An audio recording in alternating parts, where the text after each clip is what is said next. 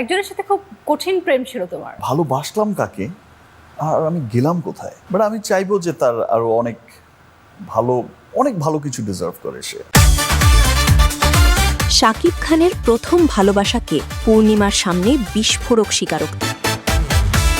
এতদিন ধরে অনেকেই মনে করতেন শাকিব খানের জীবনের প্রথম ভালোবাসা ছিলেন তার সাবেক স্ত্রী এবং প্রথম সন্তানের মা, কিন্তু সম্প্রতি অভিনেত্রী পূর্ণিমার সঙ্গে এক সাক্ষাৎকারে এমন কিছু কথা বললেন শাকিব খান যা শুনে অনেকেরই ধারণা বদলে যেতে পারে। শাকিব নিজেই জানালেন তার জীবনে এমন একজন নারী ছিলেন যাকে তিনি সত্যিই ভালোবেসেছিলেন, যাকে বিয়ে করে সারা জীবন একসঙ্গে থাকতে চেয়েছিলেন, কিন্তু শেষ পর্যন্ত সেটা আর হয়নি।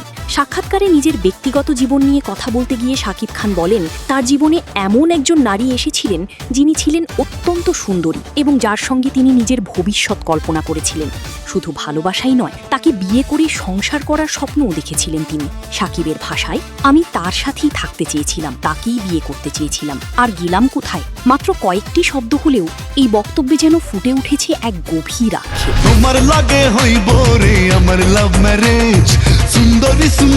বিশেষ করে গেলাম কোথায় এই কথাটি অনেক দর্শকের কাছে অতীতের না পাওয়া ভালোবাসার কষ্ট হিসেবেই ধরা দিয়েছে। তবে উল্লেখযোগ্য বিষয় হল সাক্ষাৎকারে শাকিব সেই নারীর নাম প্রকাশ করেননি। ফলে সামাজিক যোগাযোগ মাধ্যমে শুরু হয়েছে নানা ধরনের আলোচনা ও জল্পনা। অনেকে জানতে চাইছেন কে ছিলেন সেই রহস্যময় নারী। কেউ বলছেন এটি তার জীবনের একেবারেই ব্যক্তিগত অধ্যায়, আবার কেউ বিভিন্ন পুরনো ঘটনার সঙ্গে মিলিয়ে নানা ব্যাখ্যাও দিচ্ছেন। তবে এ পর্যন্ত শাকিব খান নিজে ওই নারীর পরিচয় প্রকাশ করেননি, তাই তার পরিচয় নিয়ে নিশ্চিতভাবে কোনো দাবি করার সুযোগ নেই।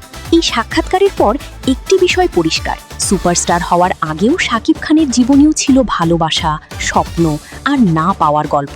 পর্দায় তিনি যতই শক্তিশালী নায়ক হন না কেন, বাস্তব জীবনের কিছু স্মৃতি আজও হয়তো তাকে আবেগপ্রবণ করে তোলে।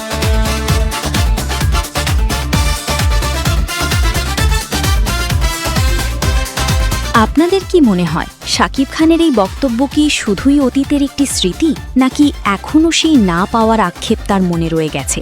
আর আপনার কি মনে হয় ভবিষ্যতে তিনি সেই রহস্যময় নারীর পরিচয় প্রকাশ করবেন? আপনার মতামত অবশ্যই কমেন্টে লিখে জানান। ভিডিওটি ভালো লাগলে লাইক দিন, বন্ধুদের সঙ্গে শেয়ার করুন এবং বিনোদন জগতের সর্বশেষ খবর সবার আগে পেতে আমাদের চ্যানেলটি সাবস্ক্রাইব করতে ভুলবেন না। ধন্যবাদ।